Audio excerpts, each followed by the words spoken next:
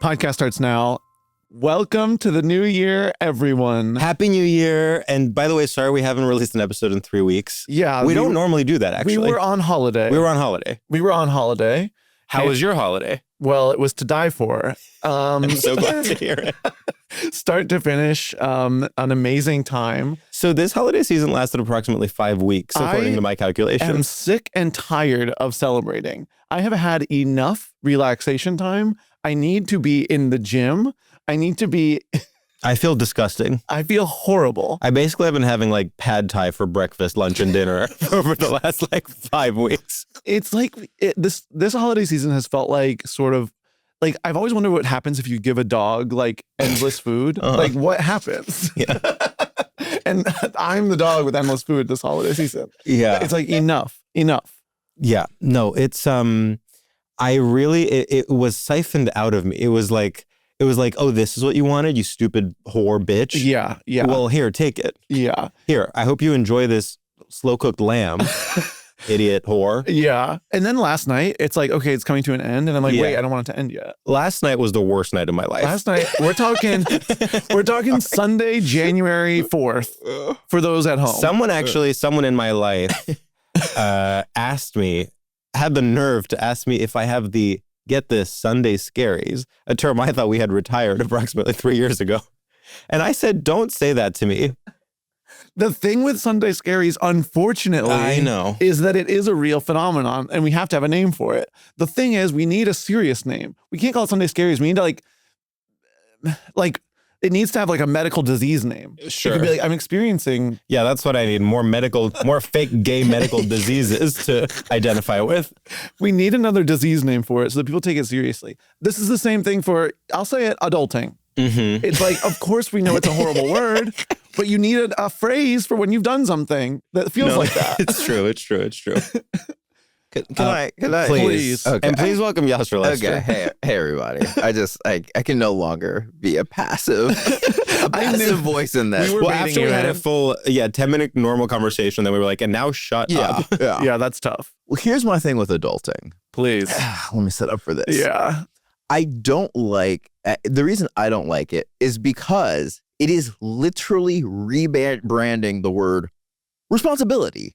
That's all it is. It is genuinely just a thing you have to do that you don't, that is what responsibility is. You know, anytime someone's like, oh, I'm adulting, I got the cat to the vet. I'm like, yeah, you're supposed to take a cat to the vet. Like, you know what I mean? Like, it's never like, to me, at least, it's never just like, oh, I was adulting and I like bought this shirt, but I wore these pants. Can you believe, you know what I mean? It's like never, it's never I signed a mortgage. Like, right, exactly. Because the people who are actually signing mortgages are like, that's not how they view the world. Right. Sure. Exactly. It's really annoying because you're trying to, and I think I'm much older than you guys. I'm the oldest person who's ever lived, but congratulations. I saw that you reached that milestone last week. Yeah. People were trying to kill me and I'm like, no, give me 3 more days. But it is very much a like late millennial problem. Well, yes. Of course. Can you believe that and it's like, yes, I actually, and not only can I believe it, it is 100% something you were supposed to do 3.5 years ago. Like, what also really betrays what kind of lifestyle people grew up with. Where Yes. Like, okay, Yes. so did you like never do laundry before? Right. But that's it's exactly that. Like it in my core makes me so sick. And the same, like Sunday scaries. Maybe I'm aging myself. Hold on.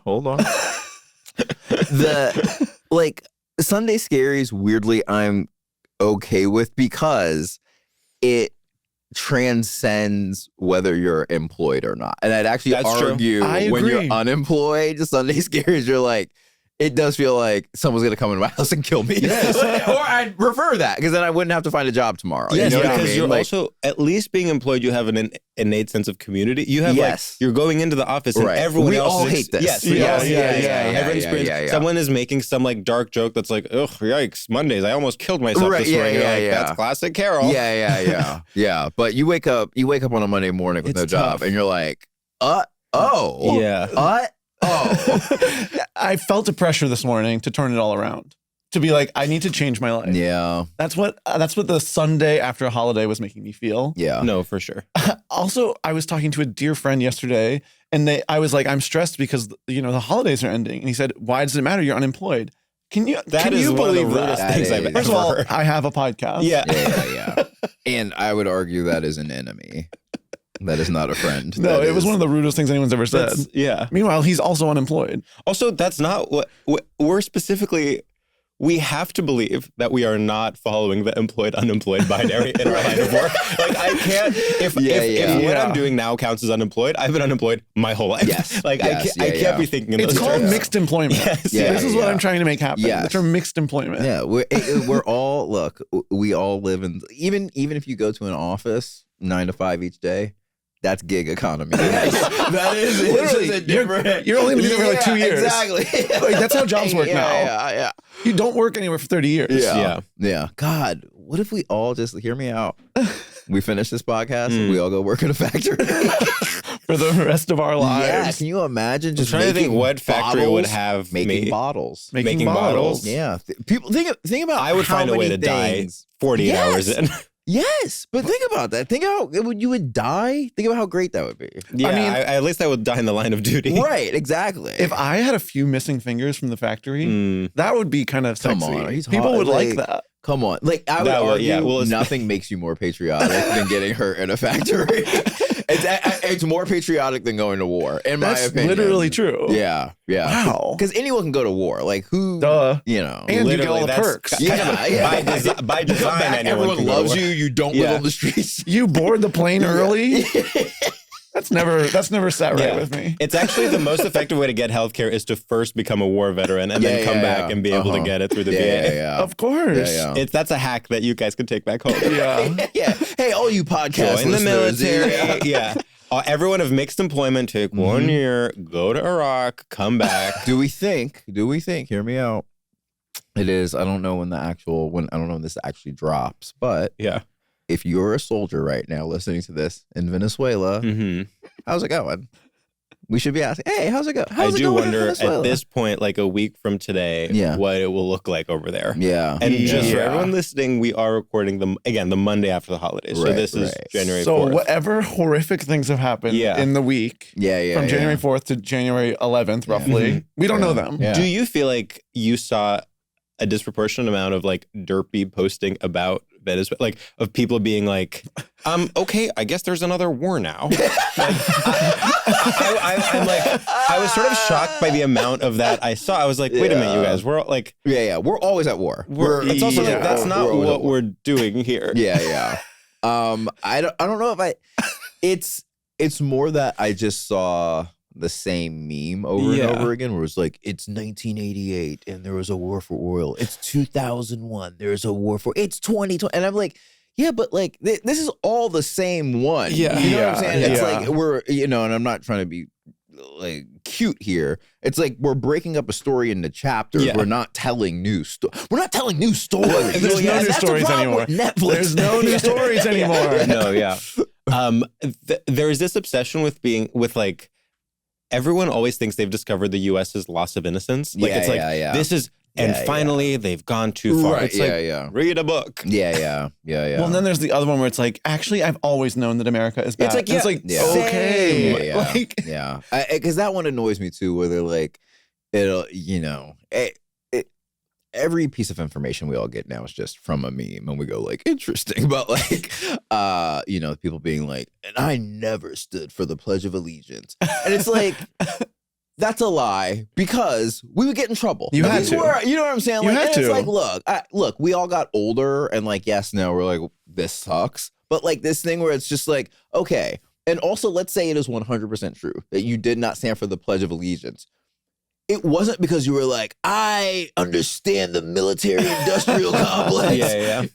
In third grade in Miss Harper's class. Like, you're just a bad kid. And like, that is fine. That is fine. Like, it was also, by the way, very funny when a bad kid would do something like that. But you weren't doing it with the consciousness of like, you know what? I think that maybe the CIA is doing some pretty terrible things during the Iran-Contra situation. I think you're like really putting your finger on something, which is like a lot of people later rebrand their complete like incompetence in like school and work as like politically radical. Right. This is and And I think that everyone who does that thinks they're getting away with it. They're like, oh, perfect. I found the right lens through which to view like the last 20 years of my life. Yes. And I come out the hero. It's kind of incredible. And you're like, no, I see what you're doing. It's like this new thing where people are like, I'm not going to pay my taxes. And it's just like, first of all, right. Like, so you are. Yeah. First of all, you weren't to begin with, or you are. Like, you know what I'm saying? Like, there's like this idea of like,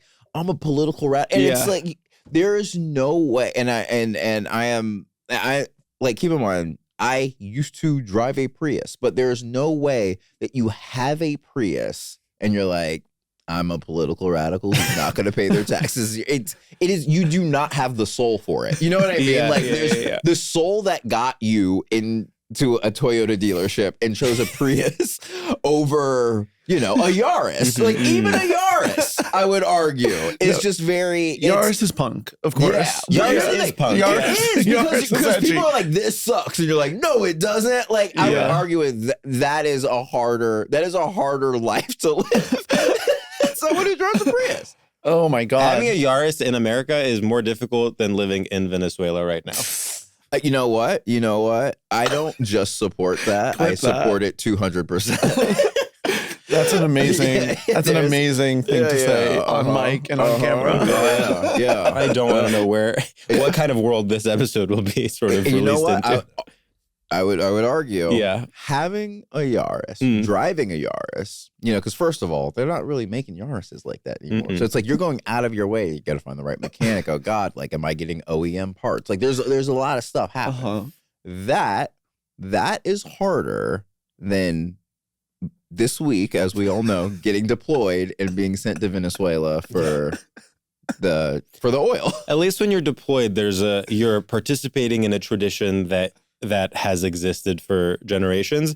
A Yaris, that's just sort of something in the public imagination. That's not even a real car. It's not a pathway that is clear. Yeah, right. Like, no one knows what that means. Exactly. I would argue that if you're being deployed, you're getting on a plane, right? Right. Let's start there. That That's is better, than being in a Yaris. So I think we've kind of settled this one, and and so when I pledge allegiance to the flag, I am pledging allegiance to the Yaris drivers of the world. I'm not pledging allegiance to whoever we're sending to all these countries to destabilize them. The Yaris drivers they're the ones going to the bottle factory, losing fingers, coming back. Meanwhile, the bottle factory doesn't even exist. Everything in their life is a lie. I just wish when I paid taxes, all that money would go to the Yaris drivers. Yes, because they need parts. Like, you know what? A stimulus. We need a Yaris stimulus. Yeah, to really get this country back on track. So did you guys do like a year-end dump or what? What the hell? Just wondering if you guys did a year-end dump. Did you do a year-end dump? Did you mean like the dump? pictures? The pictures. Can I? Yeah. Did you do the pictures? Hey, brothers, do you mean the pictures on Instagram? Did you do a year-end dump? Look, we were kind of talking about this before it all started, but I find myself more a viewer of Instagram than someone who participates now. And so, like, and also, again, being deathly unemployed, I'm like, you guys have seen my dogs. That's the job. You see, that's my wife. That's my dogs. Like, you have mixed employment. But I think of you, and again, we met today. Yeah, I think of you from afar. I've been a fan and listener. Oh, stop! You guys are, and I like. Oh, and this like, is why you have such a stellar reputation. No. I like, and I'm maybe out myself a little bit. I like actively anytime someone's like, "Here's a podcast," I'm like, you know what?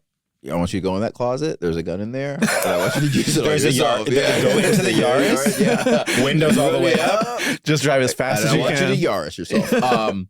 But I started seeing clips of y'all just like algorithm stuff, and every single thing made me laugh so hard. You guys are so incredibly funny, and it just let me say this, and you can edit it out if you want.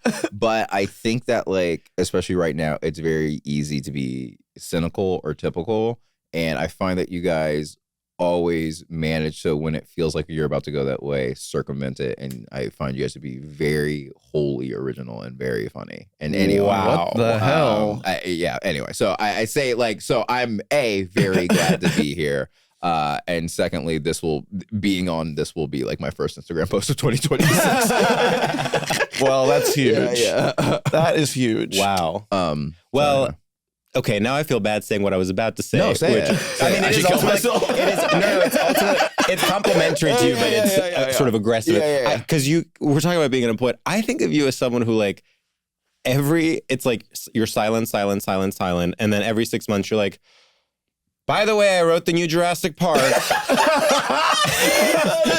You know what? I wish that were true, but it's truly, I think people read into things too much, and they're just like, oh no, if I went one slide to the right, it's just like he just likes dinosaurs. he just got really into dinosaurs. So that's where it gets complicated. Yeah. That's where it gets He's a complicated. genius. It's like, no. It is a guy who well, likes then dinosaurs. whatever you're doing, it's working on me. I'm like, this is a guy who has figured out Hollywood. I'm like, how did he do it? God, my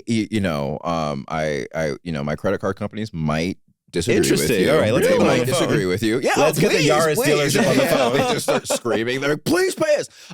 No, I think that, and I would argue that like, do we know Brandon Wardell? Yeah. We know a Brandon Wardell.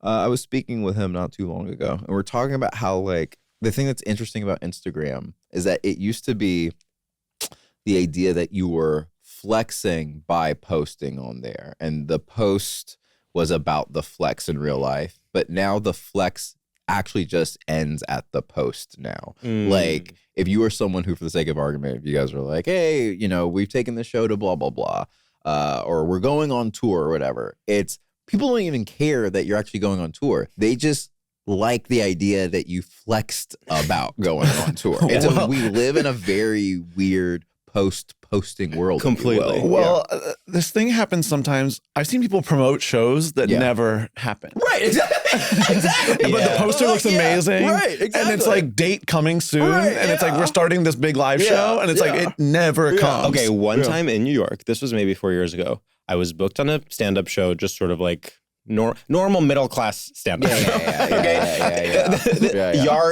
Yaris is as far as the eye can see. It was at the venue, said on poster, whatever. I show up to the venue.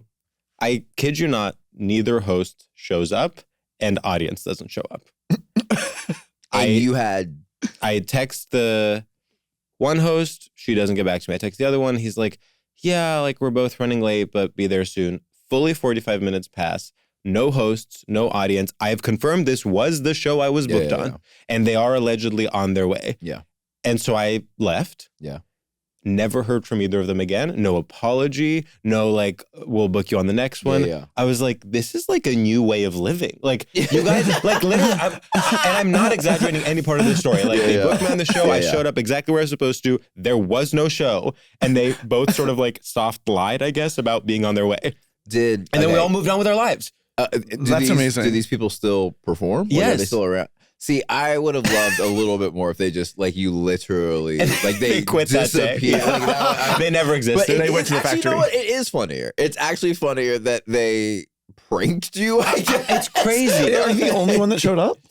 I showed up, and this other guy who showed up. I'll say their name. And then please. It was, you don't know. Like, truly, like, I don't think I've seen him since then. Like someone who he disappeared after that. Associate with like a specific era of New York when we would like see him more. But anyway, but I was really shocked, and I'm sorry to sort of say this on air. He stayed. Like I left after 40 minutes, and he was like, "I'm gonna wait a little longer. Like I'm here. I might as well wait." And I'm like, "There's no audience though. Yeah. Like the host will come, and then you will do one of those like shows that's in front of two people." But wait, can I ask you? I have a question. Yeah. So it was Were you like tagged in like a... Yes. Okay. So here's my question. And because the problem is you. How did they get the word out to the audience? Not to like... No, I just think it was one of those shows at a bar that like... Yeah, they just like no one came. Like there are.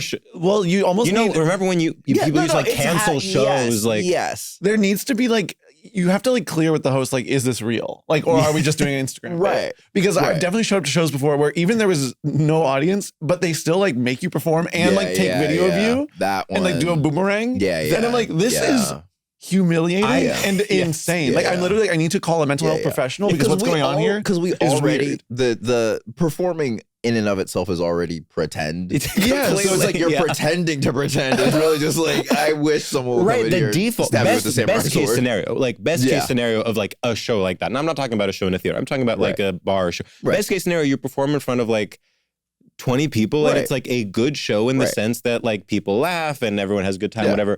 That's still like the scene in a movie where someone like sees the local flavor of a small town. That's not you making it in Hollywood. Yes. No, absolutely. It's very Twilight Zone. It's like, crazy. No one would. I mean, here's the thing. I guess it's not completely your fault because the homie Big Dog came through. He was in the building. He was in the building. It feels very Hook, where they're like imagining dinner. Yes. Yes. Yeah. Like maybe you couldn't see. It's like being in your bedroom and being like, this is what it would be like to perform. Yeah, totally. Well, all that is to say is that I want to post. Well, okay, so Sam has this thing where every time he posts, he feels like he's breaking his silence. Because it's just, I go months without posting. And then I'm like, but now I really want to. Okay. And I can feel it. Everyone else is posting. And I'm like, I've got a good one in me. I know it. Yeah. But I'm like, but every time I go to look at my photos, I'm like, oh God. You should do an impression of banana bread. Oh, come on. The fact that even I get that is wild. I actually have nothing against. You should. It clearly I works. keep saying that as a joke, implying that I like have some animosity towards Jordan. I just think it's a funny thing. It's objectively funny to be like, okay, my first big video impression of banana bread. That's so funny.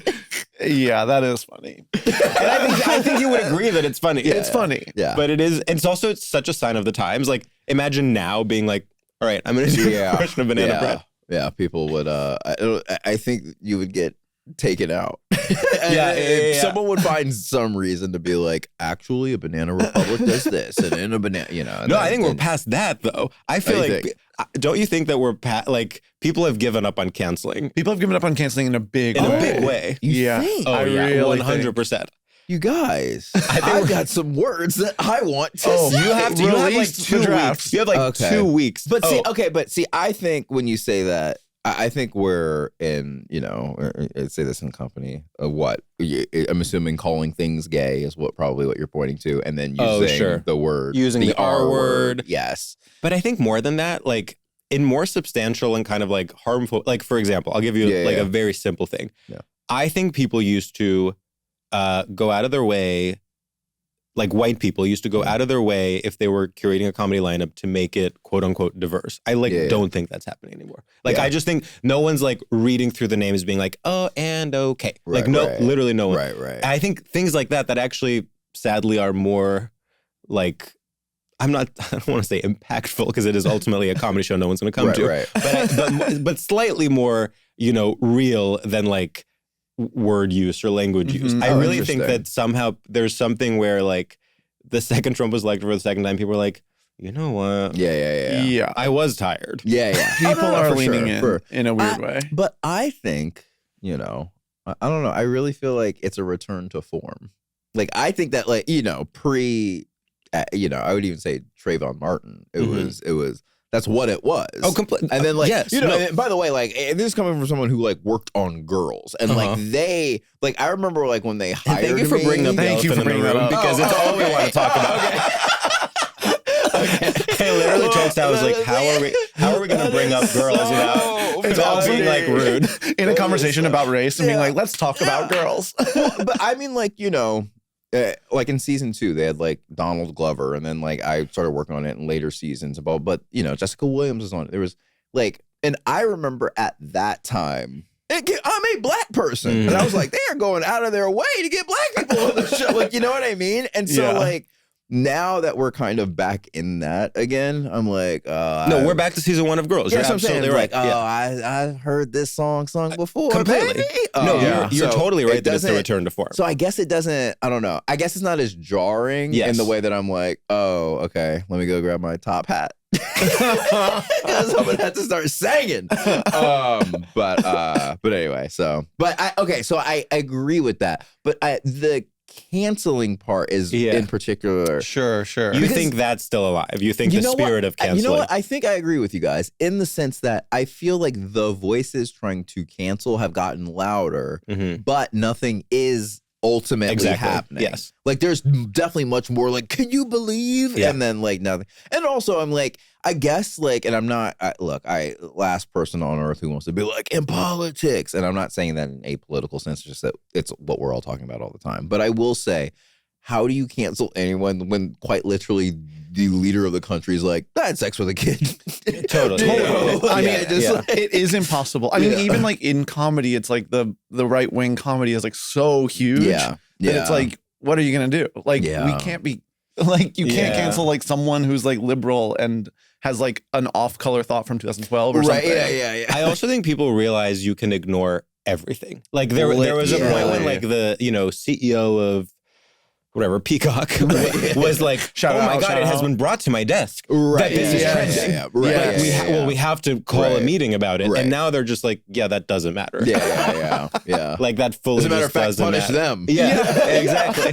Like, okay, I'm sorry. It's definitely the people trying to still cancel, like they have definitely been painted to be insane now. I know. It's in a way that is like, I'm sorry. Like, I don't know what to do. It's sad because it's like, the people making quote unquote valid critiques are just grouped in with like literal psychopaths that are like calling a pop star fascist. You know what I mean? Yeah, it's very like, and it's old hat at this point, but it's like it's all very like the Sydney Sweeney Jeans thing really was to me. Like, and I was like, look. Even if it was fully about eugenics, let's say that they got into the room, they're like, we want to make a commercial about eugenics, and like from top to bottom, that's what the purpose of the commercial was. I was still just like, I can't. This cannot be the online fight, and it really was. It's interesting in the way that you guys are presenting it. I'm like, oh yeah, I guess like. Because again, ultimately, pardon me, Jesus, like I'm like spitting, I'm like,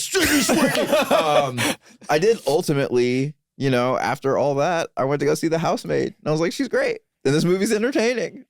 Amanda Seyfried is great. Sydney's okay. No, but I would argue that it's exactly the pocket she needed to be in. Completely. Sure, it was kind of like, I'm here and this dude clearly wants to bang me. I have to pretend he doesn't. And then he locks me in a room. And I'm kind of surprised by that. Yeah. That is exactly the 3 steps that I wanted to see. Amanda Seyfried's having the time of her life. She's best generational talent.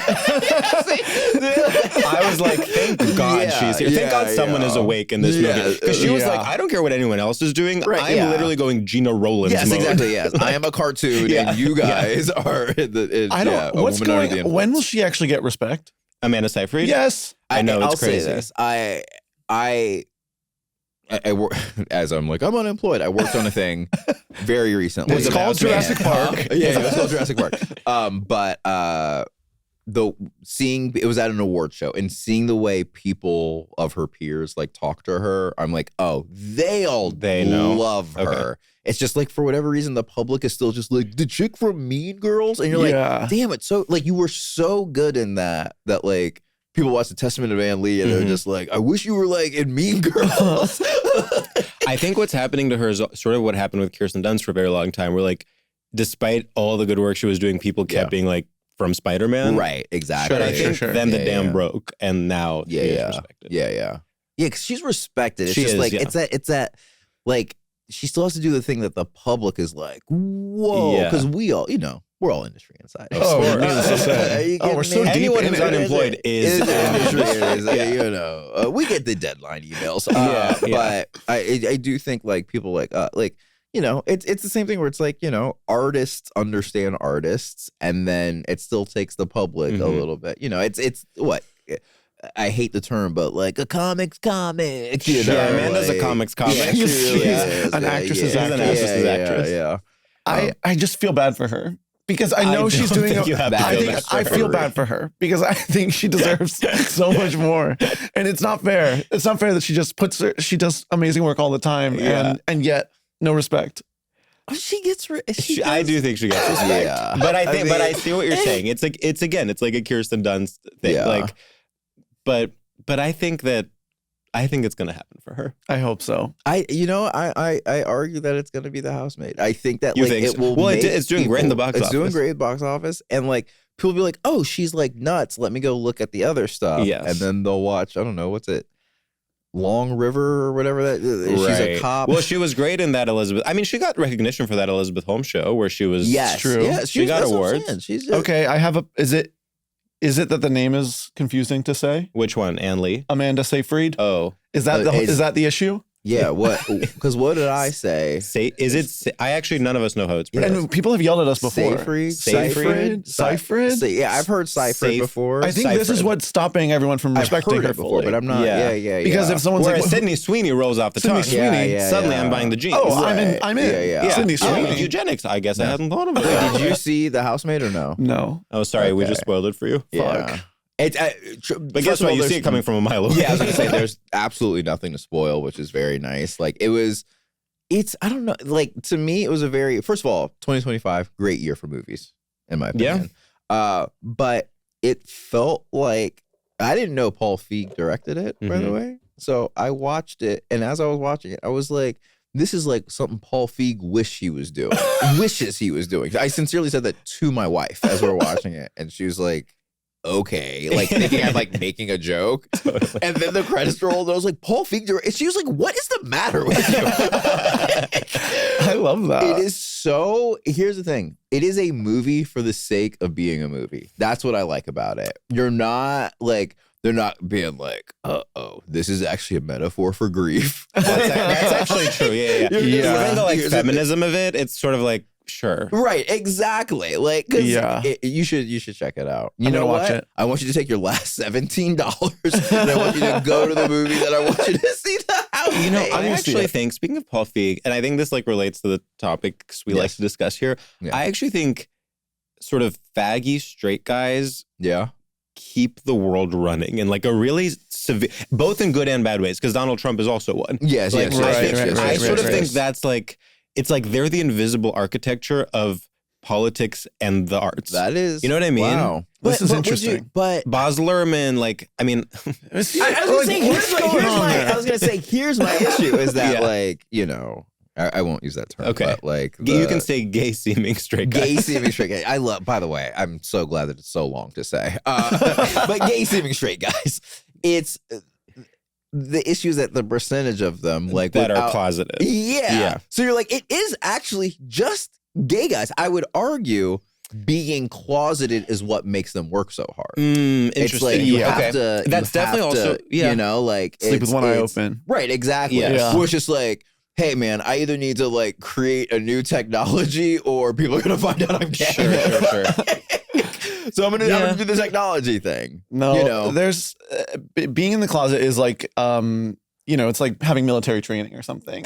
Like, yes, it is because you have to like shut down your feelings. You have to like always be like performing. You are like viewing every social interaction as like a math problem and not as like an actual authentic thing. Yeah. Wow, being closeted really is like being in the military. Yeah. Some would say harder. Some would say harder. I mean, I would say, would you rather be closeted or in Venezuela? Okay, I think the hardest is Venezuela. I think the hardest is closeted, then Yaris owner, then Venezuela. Okay. Wow. Okay, yeah. I want to argue it, but I'm like, that's a strong power ranking. Should we do segments or no? We should literally do our first segment. Should we just do it? I think we should. Okay, because I want to talk about. Well, I want to talk about your topic, and I literally want to talk about girls for 90 minutes. Okay. Well, yes. We'll just read my topic, and then we'll talk about girls. Yeah. It's so fun. Great. We haven't recorded in so long. I'm like, I know. What are the rhythms? It's been so long. You're really catching up. I just landed in LA. Like, anything could happen. We're completely reckless right now. Yeah. Okay. I mean, like, we're like what Yaris happens owners. next? Are we all at Raising Cane's? Yeah, literally. So our first segment is called Straight Shooters. And in this segment, we're going to ask you a series of rapid fire questions that's basically this thing or this other thing to gauge your familiarity with and complicity in straight culture. Kick us off. Inviting the evil eye or having a bad knee? Wait, sorry. Which one am I choosing? And so the only rule is you can't ask any follow-up questions. Or Okay. Ask the question again. Wow. Inviting the evil eye or having a bad knee? Bad knee. Okay. New Year's resolutions or 2 beers being the solution? Oh, that's good. I'm going to go New Year's resolutions. Driving a red Corvette or arriving with Will Arnett? Red Corvette. Pepsi AC or Apple TV? Apple TV. Oppa Gangnam Style or he's a pedophile? Gangnam Style. Having 20/20 vision or wanting money, honey, that's it. Wanting money, honey, that's it. Hello, Dolly, goodbye, Columbus, or konnichiwa, bitches? I'm going last one. I love a konnichiwa. Being kicked while you're down or being kissed in that gown? Being kissed in that gown. Oh, that's good. That's really nice. Yeah. Okay, we rank all our guests on a scale of 0 to 1,000 doves. And, well, first of all, I really appreciated the laughing because it made me feel good about myself. Because those are not my best and that I've written. Some people stone face. Yeah. Some people stone face and I go, this is sort of the part where you laugh. Yeah. Because this is like, there's nothing for you to do. Nothing you can say will like, it's not for, this is a segment for us. Like it's for us to show off that sometimes we can rhyme. Right, yeah. So what do you think? Let's start the year off with like a good.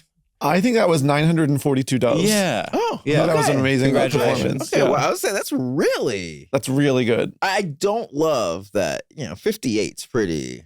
58's a lot of missing doves, right? No one's going to miss them. Quick math, huh? Yeah. Wow. Not that. That's cool. why you conquered Hollywood. Yeah. That was quick. Are you closeted? Because that was good math. Anytime anyone is good at something, I'm going to be like, wait, you're closeted? Wait a second. Uh-oh. How did you learn that? How did you learn that? Well, it is true, though, that when you meet someone who is closeted, you're like, oh, they will beat me at anything. Like, they're operating at a level that I can't even imagine. Like, oh my God. I unclenched decades ago. If I had been closeted for like 10 more years, like, I'd be could president. you imagine? Yeah, that's what I'm saying. I would have an overall deal. I would. I'd be Shonda Rhimes. I would have created scandal. You would have. I'd be having dinner with Kerry Washington right now. Right now at 11 a.m. Don't you think Kerry Washington is someone who'd be like, I like to have dinner at 4 p.m. Just get it out of the way. Yeah. Just get it out of the way, then I can rest. I don't like. Here's the thing. I'm like I don't worship food, but I do not like when people are just like food's not a big deal. I'm like, stop. It's very LA thing. Food is the best. Yeah. It's all we have. It's medium. Even oh my God. Stop. Don't food do this. Food is medium. No, it's not. What do you mean? This is one of our medium? biggest differences. Every meal has to be good. That pisses me off. No. See, that is a different take. And that I actually agree with that. I don't think every meal has to be delicious. Because like at some point then it actually is just a health problem. Yeah. But to pretend that like every meal couldn't be delicious and that wouldn't rule is crazy. That's my like. I just like get appreciation fatigue. I like can only appreciate like one meal a week. But also when it's time for us to eat, you are particular about what you want. Well, it's not like you're like, oh, give me whatever. Well, I like things that are spicy, and that's pretty much it. Okay, but like, and like, I'm not even saying like a ton of money. I'm saying just like when you first like start making like, we'll say quote unquote adult money from stand up or whatever. And honey, not from stand up over here. Yeah, okay. but no, I'd argue like even when you get like the $15, $12, whatever, and like you can use that. Like, there's still something to me that's very interesting and special about like taking that money and being like, oh, I could like use this to buy cereal or candy or 2 slices of pizza or a milkshake or a sandwich. Like that's why food is still fun, is because you're like, the options are like no one is telling you, like, even if you don't find it to be important, the fact that I could be like, hey, you're gonna eat a peanut butter and jelly sandwich for dinner. You're not like, okay, you're like, no, I want a salad. It's sort of how we learn choice. Yes. Like food is how we learn. But I hate choices. I want government issued food. Well, that's I think what your issue is. Okay. I think, and I really think it's like because even as children, sometimes maybe your parents give you like $10 and you're like, you're on your own, or like lunch money or whatever. It is like your first taste of like self-actualization where you're like, I could do anything with this much cocaine, or and I was strictly cocaine for all of elementary school. Yes. Or and then I got sober at 13. Yeah. Cocaine or canes. You know, that should be there. So is this raising? Is this Mr. Raising? Is this Mr. Raising? I wrote for girls and I have some ideas. It's like when I spend like $16 on a sandwich and then I'm like, okay, now I have to also think about dinner. But just get a sandwich that you're framing it as like this like curse. That's like the joy of life is that you also have to think about dinner. Oh my God, every day. Oh my God. Okay, you don't have a meal where you're like, all right, this is even if I were sick of it, I could still eat this every day. You don't have that. I mean, I have that. Then you love food. You are what we call a foodie. You know what it is. Chipotle? Literally. Jesus Christ. Oh, yeah. My wife's the exact same way. Like, she will like be like, I was just on an international flight and they served this, and this. I'm like, that's awesome. Let's go home. And she's like, can we stop at Chipotle? And I'm like, no, we cannot stop at Chipotle because you are an adult person. There are certain days where it's like, if I get the idea of Chipotle in my head, I have to follow through on it. That's understandable. I'm like that with Chinese food. Really? Yeah. There's certain days where I'm going to say, you know what? It's talking to me, baby. I got to, daddy or mama, depending on, it doesn't matter, guys. Doesn't matter. Doesn't maybe matter. Daddy and daddy. Maybe. Yeah, no. Need some more chicken. Yeah. Okay. Yassir, what is your straight topic and what is straight about it? Okay. So it's, I'm trying to frame it in a way that like makes the most sense. It's anti-straight, pro-gay, but is framed in a way that feels almost like it's still a dig. Wow. Okay. And it's that gay people are very good in the way that straight people are very terrible at saying, we're about to listen to this song and then immediately connecting to Bluetooth. Gay people are like, and now it's time to party. Bam. And you're just like, what? I didn't even know there was a speaker in here. Yeah. And I feel like straight people are like drooling and they're touching all these things on their phone and they're like swiping down to the corner. Struggling Apple with the menu. aux is the topic. Yes. But aux, you know. Sure. Of course. But I particularly connecting to a Bluetooth speaker when the vibe needs to be started immediately is something that a straight person will never, ever get right. You are so right. This is a really interesting thing. It actually troubles me because I'm one of the guys. And then like the phone's falling out. People are just hey, all right. Now we're just listening to an Instagram reel. When other people are in charge and like I'm at someone's house and they like aren't putting on music, I'm like. Well, it relates to one of your other pet peeves, which is lighting. It's like how straight people, one of our past straight topics was overhead lighting. Like they just think like just turning it on is enough. And so I think it goes back to like the like vibe setting, basically. Yes. Okay. Yeah. Because I think that for straight guys especially, I think they think of vibe setting as only a sex thing. Like I do think they will like read books and articles that are like how to get the place ready for pussy. Yeah. And then I think they don't know. But then when they have their boys over, it's just like overhead lighting, plain. Actually, there was an episode of Abbott Elementary about this recently. Plain couch, pizza box, video games. Yeah. You are talking my language. All right. That sounds Where's the awesome. party? Yeah. And there's no chicks. No chicks are allowed. All right. Paul Feig over here. There's something whenever I do hang out with straight guys and it's like time, like if it's like 3 straight guys at my house and then I'm like, okay, it's time to put on music. Yeah. That's scary too. Yeah. Because I'm like, well, how do we connect? Yeah. Because if I put on like that's rock when the Tame Impala comes out. Yeah. They are like, you can put on your music. Like you don't need to pander to us. But I'm like, but no, I can't. Because then if I put on gay music, you'll be like, this is annoying. Okay. Now here's the question. What are you putting on? Like, do you have like, oh, this is my bridge artist? Yes. Oh, that's a really bridge good artist. Yeah. Wow. Yeah. Wow. Well, just off the bat, Tame Impala. Well, I usually go like, that's a good one. I do like New Order. Because I'm like, it's like still a little dancey, but it's like, okay. But then alt boys will be like, cool. Yeah. No, sure. All right, that's a good one. I also feel like there are certain pop stars that are like if you put on Janet Jackson, straight guys will be okay with it. Yeah. That's true. That have been like, she's been grandfathered in as like, okay, well, that's someone that could be on like the Rock and Roll Hall of Fame, and like it's okay. Yeah. Or and you can pop on Ray of Light, of course. Sure. Always pop on Ray of Light. Really? I think so. I think it's like trendy. I'm the one who enjoys it. I'm thinking about like if, for the sake of argument, you guys are about to watch Prometheus. Totally. But first you're like talking and hanging out. Like I can't it's imagine definitely you being a stretch. like, I think I'll pop Ray of Light on. But I think you think it's more of a bridge. Like I think it's a bridge to like some guys, but I think you think it's more of a bridge than it actually. To me, I'm like, this is the most middle of the road music we have. all the straight homies are here. We're gonna listen to Ray of Light. We're gonna eat Fat Burger.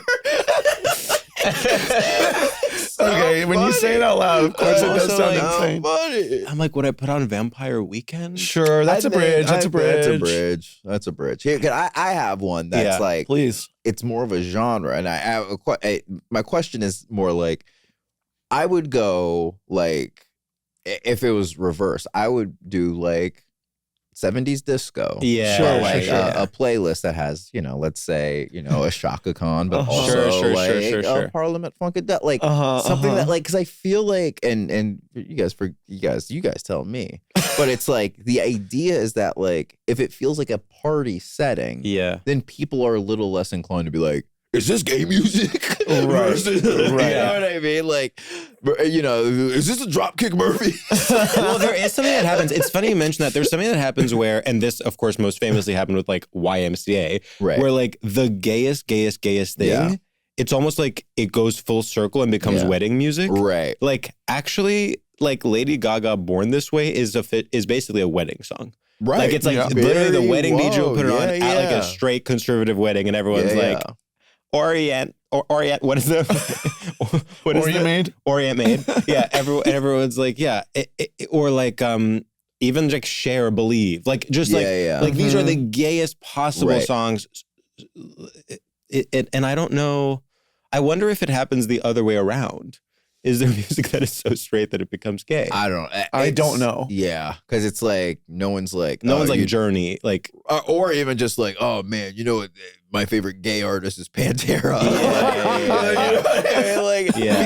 Because straight music isn't there to have fun. It's to prove how aggressive you are. Whereas like just actual music is meant to have fun, right? It's meant to evoke an emotion, but straight people are only angry all the time.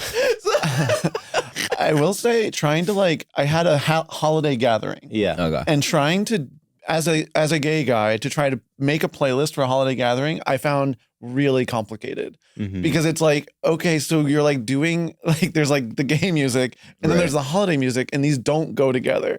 So like I was like, how do I do this? What? Okay, may I ask a question? Please. What? Now let's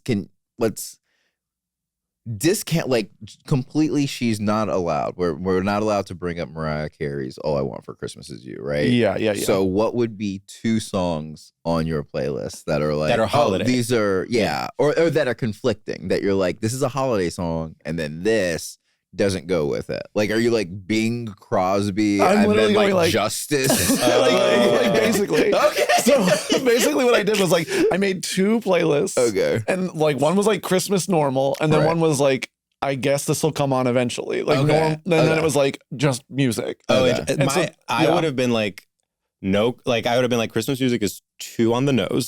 We're doing all FK Twigs.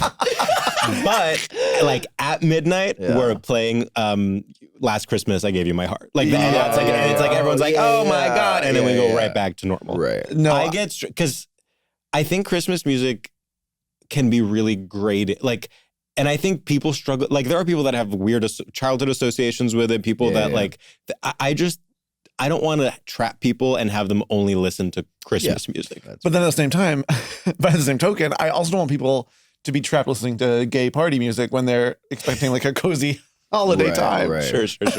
Right. But I gotta say, there's something funny again about like in a sweater and like a Yule log burning, and then again ray of light, and then ray of light. Yeah. That's kind of how I feel. I think it's because I think you can create a holiday ambiance visually, and then anything is like subsumed into that. Like you can play Linkin Park and Jay-Z album, and then if enough people are wearing Christmas sweaters, they'll be like, encore, do you want more?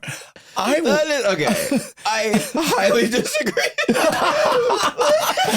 Okay, but I actually am proud of myself that I found the straightest possible album. We're gonna listen to Collision Course. Yeah, Collision Course. Damn. That is so Take me back. funny. Look, that's my bridge music. Is playing. I'm trying so hard that I'm playing Linkin Park Jay-Z.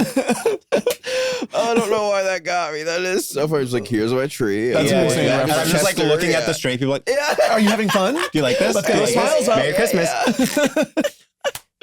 Damn. Yeah. Wow. After this, we can watch Creed. Is that the movie? No.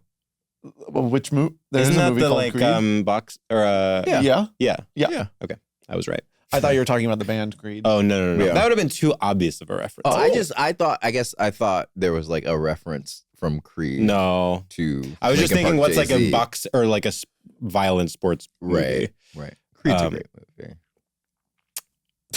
I'm sure it is. You should watch. Hey, you know what? Sexuality aside, you should watch. Sexuality aside. Sexuality aside. You should put your sexuality aside. Just don't even think about it, and then go see Avatar: Fire and Ash. I put my sexuality aside and I went to see Avatar. How was it? An amazing experience. I haven't seen the second one. Did you do 3D? I did. It was to die for. I should just do it. You should do it. Do you need to know what happened? This is like, we can't have This is like, this is not what our podcast is. The lore of the 9-foot blue alien who has tatas. It's actually amazing because I saw the second one, forgot it entirely, and then they basically just do the plot again. I heard there's a new lady Avatar that's like really sexy and skinny. She's diva. Okay. We love her. And I saw some clip of James Cameron being interviewed, and he's like, I told her to walk like Zoe Saldana, and she's like, that's not what mine would walk like. and then he was like, and then she walked pelvis first in a way that really brought a new depth to the character. I was like, you are an icon. He's, like, I mean, you are a legend. That's where you're just like, yeah, man. Sometimes you gotta just let geniuses cook. Yeah, man. That's true. It's like I would never. If someone was like, I'm gonna walk like Zoe, and they're like, no, I'm not going to. I'd be like, yes, you are. Yeah, totally. Okay, but James Cameron, and I'm not saying James Cameron is gay seeming, but he has He is. But you know what I mean? It's like that's the type of, and he's not gay. He's not close. No. That's the type of straight guy I'm talking about, where I'm like, they have the almost like OCD of a gay guy, and the like and the aesthete mindset of a gay guy, but because they're also straight, they also have this insane confidence, and like.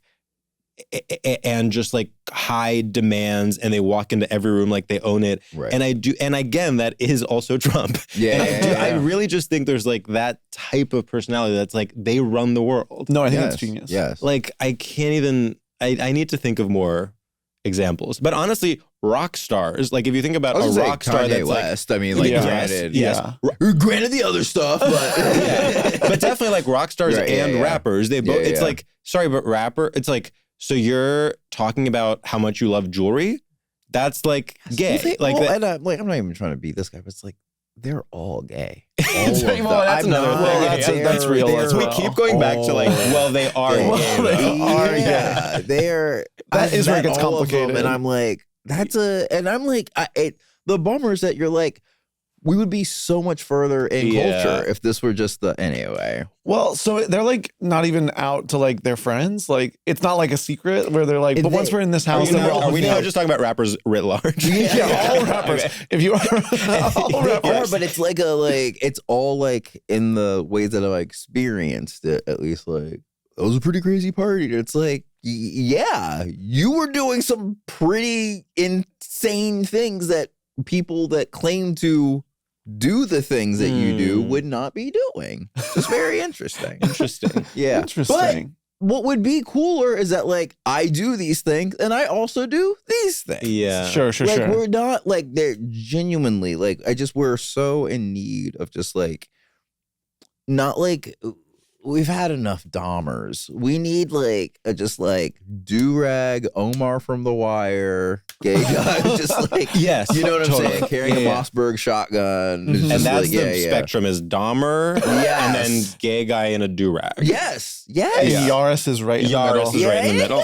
Yeah, just fighting for its life. Yaris is like, we're having a gay wedding, but on a budget. We're moving to Indianapolis. I know. Yeah, well, we can't talk about the thing that we were talking about before, but I have so many questions that, you know, I know. Chat. We'll chat. That'll be Patreon exclusive. Okay, yeah, cool. So anyway, what is Allison Williams like? I know. I'm glad you asked. And I'm gonna say like this is like so corny, but I am 41 years old, and I've like fallen into this really weird earnestness in a way that I never thought I was going to. So I have to, so I'll answer your question. So, but I wanted to preface it with that so people don't think that I'm just like, isn't she just... No, you have edge. Okay. People know you're edgy. Okay. You're edgy as hell. I, you know, when I started working there, she, you know, Lena was a writer on the show. Clearly it's her show. So I was with her all the time. But the actors and actresses, or the actresses and actors, you don't really interact with until you're like you're on set, blah, blah, blah. She was so nice to me from day one in a way that I was like, I mean, this feels racist. Yeah. And she's so petrified. She was so, and I mean this, so genuinely kind and like, asked me about like my family and like where I grew up in Georgia and blah, blah, blah. And it's like, you know, by the way, it's like her father's one of the most intelligent men who's ever been on TV. So she carries a bunch of intelligence as well. She's just been around all of this for so long. And so she's so nice, and like, granted, her character is hilarious on the show. She was like a killer in conversation. Really? I was just like, this person is just like she, and I mean this sincerely. Like, you're like, damn, that is like the homie. Like, and I like, there's been a few times out here, like, I actually like, we email from time to time just to, like, catch up or whatever. But like, there are times where like we just like physically run into each other in the world, and I'm always like, I really wish we like lived around each other more. Like genuinely, we'll just like sit, and no matter where we are, we'll just talk for 20 minutes. I'm like, she just rules. I think she's so interesting. I think that like, and like, this is kind of the curse of that show in a lot of ways. It just, they were all too good at what they did. Completely. You know what I mean? It's kind of like the Carlton Banks disease a little bit, where you're just like, if tomorrow he's like, I'm going to play, 50 Cent. You're like, no, you're not. That's not happening. You know? Or Beyond Power. Yeah, or whatever. to the point where everything she's done since, which she's been very good at, has almost been a commentary on Marnie. It's like, It's like, like it's hard. And it's like, by the way, it's like her and Megan and girls are so wildly different, but in your head, like, you're just like, same person. Yeah. You know what I mean? Like, it's really, but I say all that to say that like, she is legitimately like, as a person, like, you don't like, and I know it's corny to say too, like, there's not you don't meet so many people that you're like, wow, I genuinely liked them versus like, they were totally fine. You know what I'm saying? Right. But like, I genuinely, in my heart, I'm just like, I hope for nothing but the best for her constantly. She's the best. Well, I love that. That's huge. Yeah. Did she ever come into the writer's room and be like, hey, could you guys like write me smart this episode? I just one F. Like, could I be smart and cool? I know she had conversations with, like, they all had conversations with Lena for sure. And then, her and the other showrunner, Jenny Connor, they would come in and without being like, I talked to so and so, they're like, well, we were thinking maybe Jessica, and you're like, oh, okay. Randomly, you were just thinking about this last night, or the God, what's her name? That Zosha, like Zosha's character should suddenly have this crazy turn. That just popped in your head, Shoshana. It's I don't know, I was least close to Zosha, but it's crazy her dad is David Mamet. What is growing up in that household like? But it's like, what do you like? and you know, blah blah blah, conversation around Nepo baby. But I don't even. That's not even what I mean. Well, no, I mean, like, just I'm saying that. materially. I'm saying in general, it's hard because what do you do? Yeah, that's genuinely my question. Like, you know, and that's what I was saying. The concept of it aside, it's just like, you know, it just, the thing that sucks, and I'm not defending anyone, I think that sincerely, but like, we don't care when it's plumbers. It's just like you just get the best version of inheriting a business, right? Yeah. And I'm by the way, someone, when I see it, I'm like, no way. Like, if your parent was here, you should absolutely not be allowed to do it. Unless it's me and you chose me to be with you, because that would be really great, you know? Like, I would even go so far as to say it's, okay, get ready for this take. I'm scared. It's actually the most unfair for Nepo babies in entertainment because, yes, you get a leg up. But hear me out. No, hear me out. No, keep going. The plumber yeah, just inherits the business and that's it. right. The Nepo baby basically still has to, obviously they get a huge leg up. Right. But in their mind, they're like, hello, I should be able to like waltz into any room. I'm Meryl Streep's daughter. Right. But guess what? They still have to, on some level, prove themselves. And by the way, if an audience hates them, that's it. Like, that's like what, you know what I mean? Like, you can, it's not guaranteed. It's not guaranteed that you'll be the next Meryl Streep. Whereas if you're a plumber, it literally is guaranteed that you're inheriting, you know, Lester and Sons. Okay, I think it goes, I think it's harder to be a Nepo baby than to be in Venezuela right now. No. I'm comparing the Nepo babies to other Nepo babies. Okay, but the argument that I would make, and it's like there's this book called Nickel and Dimed by Barbara Ehrenreich. I think I'm familiar. For all my readers out there. Oh my God, I can't believe you're coming back with Barbara Ehrenreich. But the point that she makes at the end of the book that always stuck with me, and even mine, like I'm nothing, you know. So like I have no connections to anybody. I came out here by myself, blah blah blah. But my point is that in that book, you know, the whole point of it is that like I'm gonna work crappy jobs and see what it's like and like live in a motel and you know, and to prove how far a paycheck really goes. At the end of the book, she's like, this was really hard, but at the end of it, no matter how hard I was struggling, I knew I had a safety net because I could just stop at any moment and I could just go live my life again and the book would be over.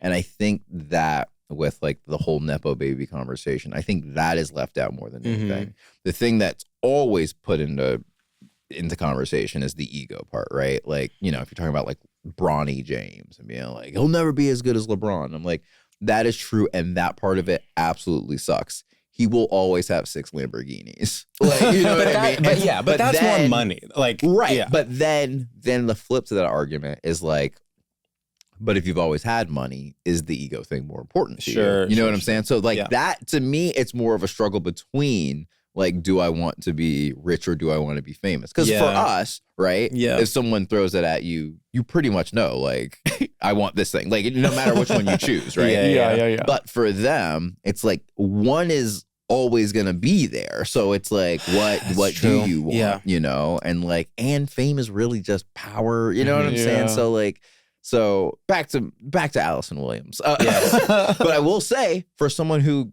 had all of that, like, and I don't mean it just in the way it's like, oh, you could never tell. It's like, you know, I also, you know, like Malia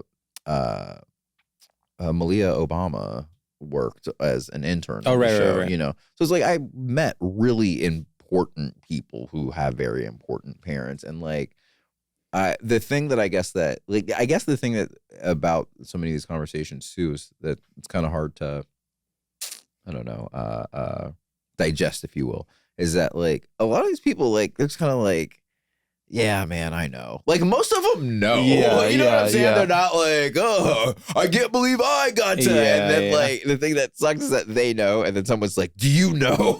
Yeah. And they're like, yeah. And it confirms their worst fears, because they're going around being like, everyone here is thinking it. Exactly. But then people are pretending to like, oh, good job on these notes, or whatever. Yeah. Now, that being said, none of them should have any opportunities. And it should be me. I should get every job. It should just be us 3 working on all things at all times. There actually needs to be some sort of program that like links up people without famous parents to people with famous parents. I agree. And you like have to work. Well, of course, the famous parent one would be the actor. You're the writer because no one can look at your disgusting, hideous, non-famous face. But and because the one with the famous parents like sits down to write a script, and it's like, Dad said. It's like, they're like, what is a house like? Yeah, exactly. So this takes place in Ohio. Yeah. Okay. What is that? I think I have a theory, and I think your Allison Williams story confirms it. I think that for really, really rich Nepo babies, going to an elite university is actually their version of like slumming it and meeting normal people. Like, I actually think it's like, it's really good that Allison Williams went to Yale or like that Emma Watson went to Brown. It's like, because for the average person going to an elite university is like, oh my God, I'm in community with all these like wealthy people. Right. For them, they're like, wow, I met someone. His mom is a doctor. Right, exactly. There was not a single dignitary. Yes. What? And so I really, because a lot of, especially Hollywood Nepo people skip college because why would they go? Yeah. And I think it's like genuinely, like send your kid to Harvard. Yeah. Like do it because that's the only place literally that they will meet even semi-normal people. Yes. I also love your use of Nepo people instead of Nepo baby. Well, like, you know what it is? To them. It's I hate when something becomes a cliche. It's like honestly adulting and Sunday scaries. Yeah. It's like the second you say the phrase Nepo baby, you're suddenly part of a larger conversation. Yeah. And I want to clarify, I'm not part of that. Yeah. I'm talking about Nepo people. Yeah. Yes. They're grown-ups. Yeah. Well, it's also just like, look, we don't need to be in Vulture again. You know, I feel like once you use the phrase, they're like, oh, you know, on the podcast, Vulture, Vulture picked it up, you know.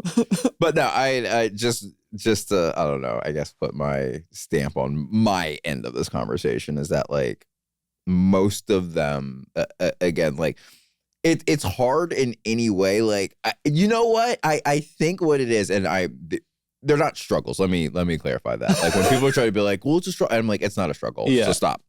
But I think the hardest part of, I would think of being a Nepo baby, of the ones that I know, that are, again, like homies, friends, very funny, very cool, generous, all that stuff. You guys, please don't cut off your supply of gifts to me. But no, what I was going to say for real is that like, they're in the same way that if you are a minority of any sort, if you're a gay person, a black person, a woman, blah, blah, blah, people are just like, I'm dragging you into this conversation. And you're like, I actually don't have an opinion on it. And they're like, yeah, you do. And now I'm going to talk to you about it. Whereas like, then you have like the ones who want to talk, like Ben Stiller, anytime the word is brought up, he just shows up somewhere. And he's like, it's actually hard for us. Right. I don't know if hard is the right word. Yeah. You would say it's different for sure. But like, you know, my mom couldn't call Lorne Michaels and be like, my baby's got it. Yeah, give him a shot. Yeah. He would be a great buckwheat. Yeah. You know, like, But yeah, it's just like anything else. We're just kind of like, just like, no one wants to talk about this. Like, we all know what's happening and none of us want to talk about it. You know what I mean? I think one of the best parts of being a Nepo person, a Nepo adult, yes, would have to be that the bar is on the floor socially.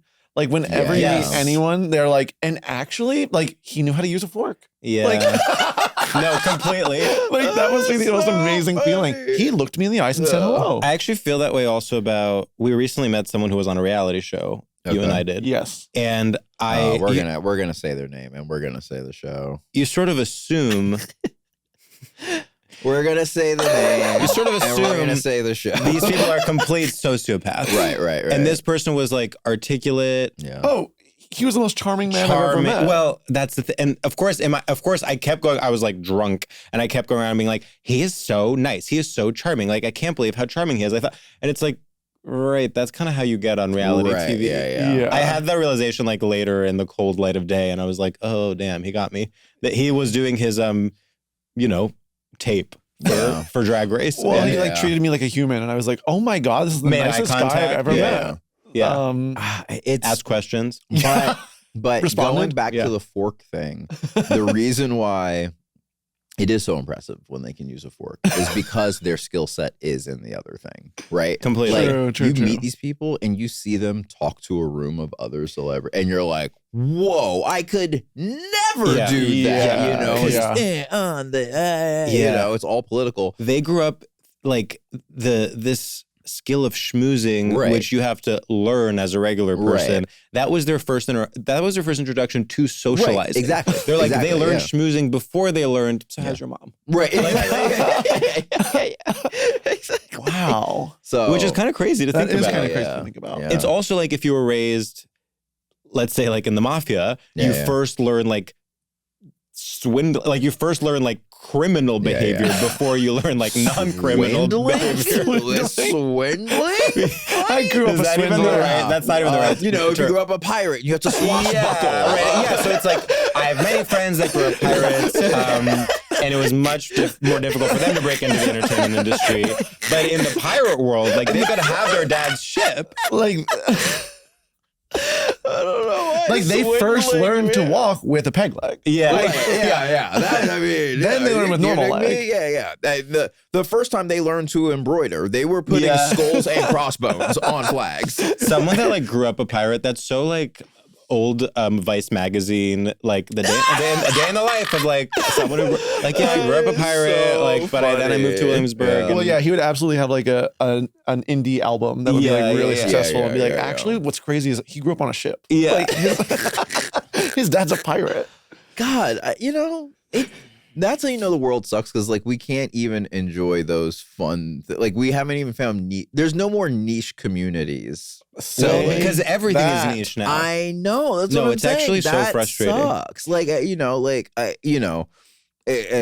far be it from me to be someone who like complains about things they see online, and it's just like, my algorithm is trash, and it's just like every other day now it's like some weird thing being like, oh, I bet you didn't know that poly couples have 15 kids and all of them are actually dating too. And you're like, no, I didn't know that. And there is no world where I want it to. That is and by the way, stop saying that it's a community. It is you guys. You guys are the thing. Now let's wake that up.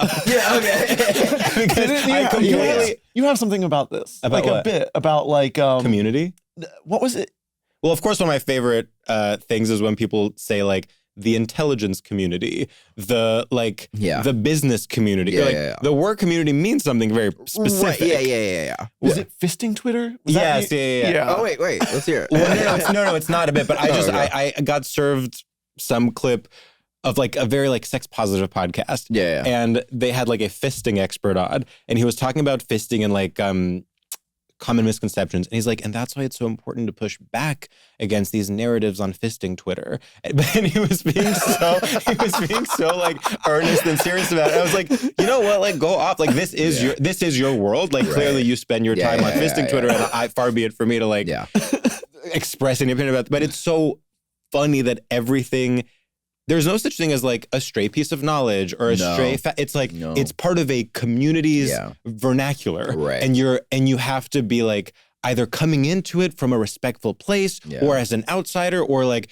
have 15 different caveats that are like, well, of course I don't fist, but I have friends who do. And it's like, I should be able to make a joke about fisting. Right, yeah. Sorry. And by the way, my knowledge starts and ends with that joke. Yeah. Like there's not another piece of knowledge that needs to come. Like, sorry, Sam. Well, what's amazing about fisting Twitter is that like it will, because of community forums, it just eventually will like turn right wing somehow. It will like influence the next election. And it's like, actually, if you were looking at fisting Twitter in 2026, like you would have known that 2030 would have turned out the way it did. Well, it's like with Gamergate. Exactly. Yeah. Which one? Sorry. Gamergate. Yes. It's like how like that sort of like foreshadowed so much of like They're just like, a woman could not possibly understand Halo.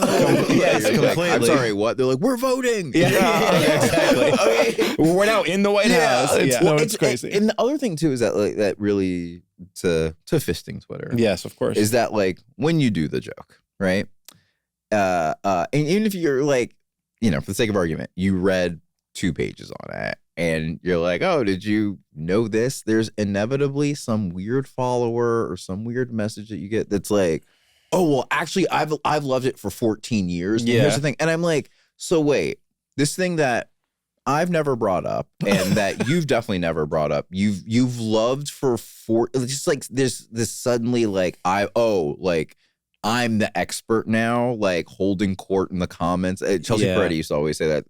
She was just like, I just can't stand when people hold court in comments. Oh, yeah. Holding court in comments is so true. Like, that's really good. And it really, I'm always like, oh yeah, that's it. It is what it is. Like, and I'll just like, even if it's like innocent, be like, hey, this restaurant, I'm from Georgia. I'll be like, hey, this restaurant is the best if you're like in Atlanta. And people will be like, oh, but did you know? And I'm like, even if I didn't know that, shut up. Shut up. Like, I don't, this isn't a conversation. Not everything is a prompt. Yes.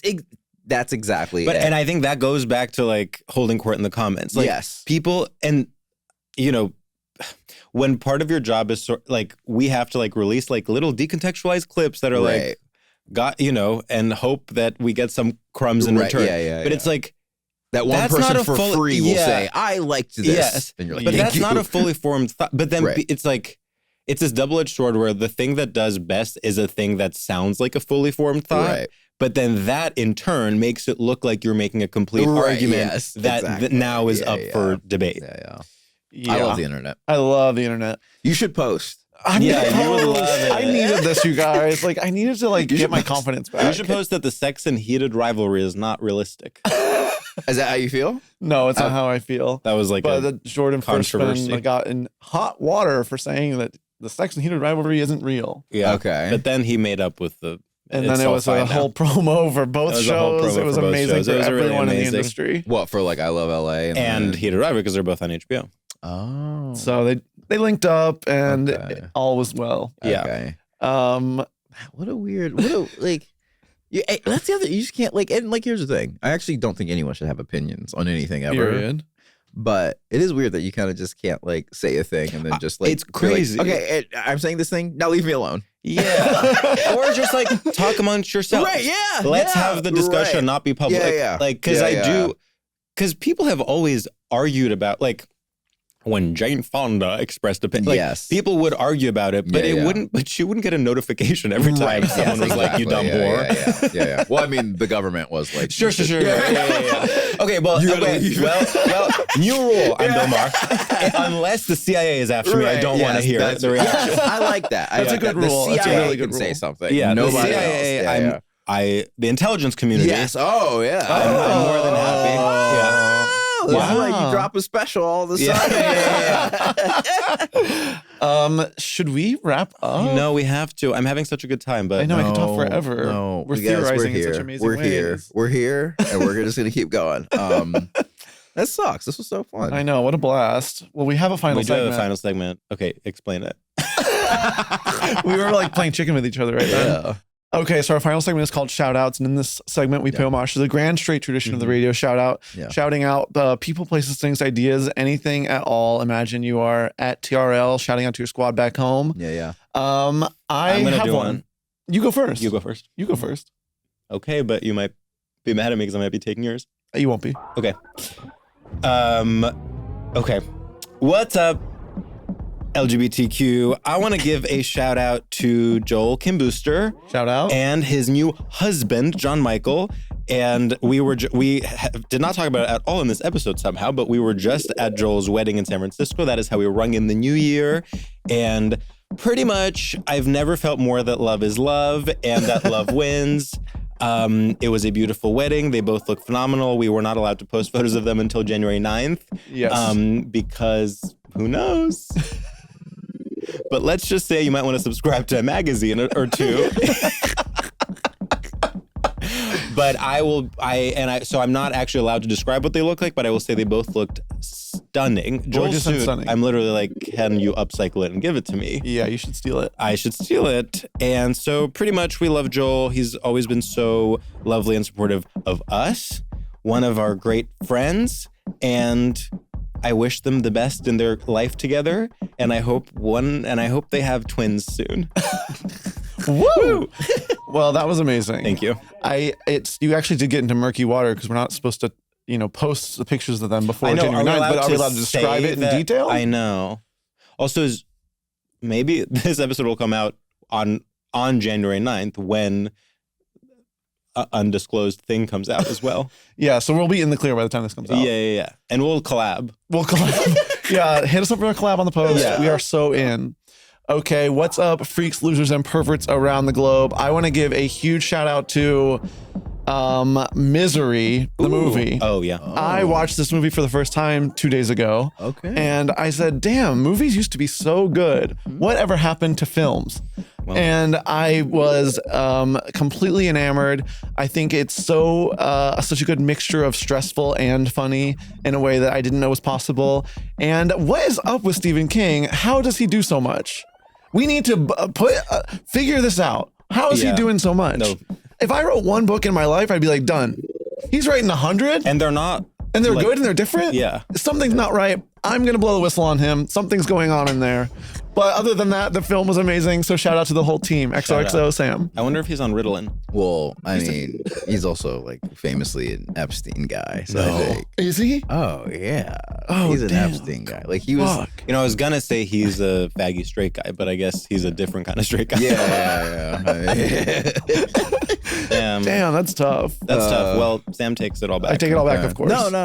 I mean, like, here's the thing. It's not. It was more one of those things that, like, and this happened to a few guys where they were like, who even cares about the Epstein list? And then the list came out. And they're like, okay, wait a second.